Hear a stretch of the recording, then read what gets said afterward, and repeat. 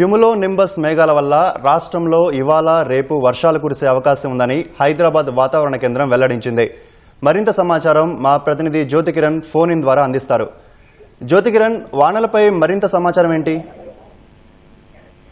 చందు చక్రవాత ఆవర్తనంతో పాటు క్యుములో నింబస్ మేఘాల వల్ల రాష్ట్రంలో ఇవాళ రేపు తేలికపాటి నుంచి ఒక మోస్తరు వర్షాలు కురుస్తాయని హైదరాబాద్ వాతావరణ కేంద్రం ప్రకటించింది. ఇవాళ జయశంకర్, భూపాలపల్లి, ములుగు, హన్మకొండ, వరంగల్, మహబూబాద్, భద్రాద్రి కొత్తగూడెం, ఖమ్మం, సూర్యాపేట, నల్గొండ జిల్లాల్లో ఉరుములు మెరుపులతో పాటు ఈదురుగాలతో కూడినటువంటి వర్షం కురుస్తుందైతే తెలిపింది. ఈ జిల్లాల్లో 40 నుంచి 50 కిలోమీటర్ల వేగంతో ఈదురుగాలు వీసే అవకాశం ఉందైతే వెల్లడించింది. దీంతో ఈ జిల్లాలకు ఆరెంజ్ హెచ్చరికలను కూడా జారీ చేసిన పరిస్థితి. అంతేకాకుండా సంగారెడ్డి, వికారాబాద్, హైదరాబాద్, రంగారెడ్డి, మహబూబ్నగర్ జిల్లాల్లో ఈ రోజు తేలికపాటి నుంచి మోస్తరు వర్షాలు అయితే వెల్లడించింది. ఈ జిల్లాలకు కూడా ఎల్లో హెచ్చరికలను అయితే జారీ చేసిన పరిస్థితి. రేపు సిద్దిపేట, హన్మకొండ, వరంగల్, జనగామ, మహబూబాద్, హైదరాబాద్, యాదాద్రి, భువనగిరి, రంగారెడ్డి, మహబూబ్ నగర్, నల్గొండ, సూర్యాపేట, ఖమ్మం, నాగర్ కర్నూలు జిల్లాల్లో తేలికపాటి నుంచి మోస్తరు వర్షాలు కురుస్తాయైతే తెలిపింది. ఈ జిల్లాలకైతే ఎల్లో హెచ్చరికలను జారీ చేసింది. ప్రధానంగానైతే క్యుములో నింబస్ మేఘాలు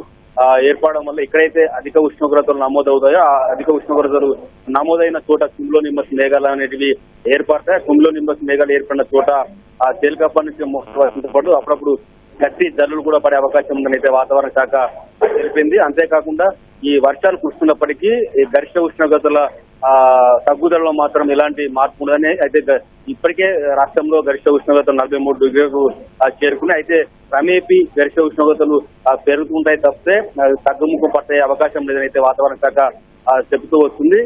ప్రధానంగా చక్రవాత ఆవర్తనంతో పాటు క్యుములో నింబస్ మేఘాలు ఏదైతే ఎక్కువ ఎండ కుడుతుందో ఆ ఎక్కువ ఎండ కుట్టిన కాడనే క్యుములో నింబస్ మేఘాలు ఏర్పడతాయి. కాబట్టి దీనివల్ల వర్షాలు ఎక్కువగా ఉంటాయి కాబట్టి ఉష్ణోగ్రత తగ్గుముఖం పట్టే అవకాశం లేదంటే చెప్తున్నారు. అంతేకాకుండా బంగాళాఖాతంలో ఏర్పడినటువంటి ఏదైతే అల్పపీడనం ఉందో ఈ అల్పపీడనం కూడా రాష్ట్రానికి దూరంగా ఉందని అయితే రాను ఇది రాష్ట్రానికి దగ్గరగైన సమయంలో ఈ నెల 13వ తేదీ నుంచి రాష్ట్రంలో వాతావరణ పరిస్థితులు అయితే మారే అవకాశం ఉందని అయితే చెప్తుంది. చందు, ధన్యవాదాలు జ్యోతికిరణ్.